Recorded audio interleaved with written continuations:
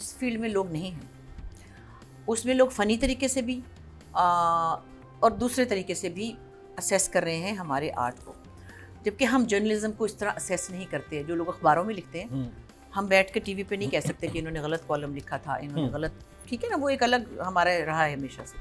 تو مجھے کہیں کہیں انفیئر لگتا تھا ان کا بولنا جن کا یہ کام نہیں تھا. اچھا، ان کے پاس یہ لاجک ہے کہ وہ مطلب وہ ایک آڈینس بن کے دیکھ رہے ہیں.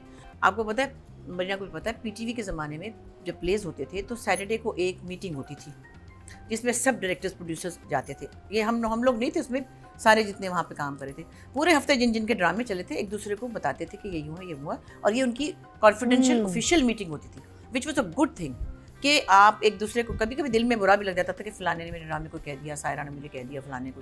تو وہ ایک الگ بات، because they were all professionals, they were from the field, they knew the craft. اور پھر ایک جنرل مینیجر ہوتا تھا جس کی سمجھو وہ مانیٹر تھا، اور آپ کمرے کے اندر ایک ہیلدی چیز کر رہے تھے جس سے کچھ چیزیں بہتر ہوتی تھیں. پبلکلی بیٹھ کے کوئی کسی کو اڑائے یا کسی کو، یہ اب آیا سوشل میڈیا سے. اس میں کچھ لوگوں نے بہت فنی اور برے طریقے سے لوگوں کو کہا. فنی تو تھا لیکن جب برا ہوا تو ایک جگہ میں نے بھی ریئیکٹ کیا، تو اب وہ بہت بہتر ہیں. تو یہ سب دیکھتے دیکھتے نا مجھے اب یہ لوگ آئے تو لوگوں نے مجھے بھی کہا، میری دوستیں ہیں سب نا، روبینہ، یہ عتیقہ، یہ سب. تو انہوں نے کہا کہ میں نے کہا دیکھیے کم از کم وہ اس کام کو جانتی تو ہے نا.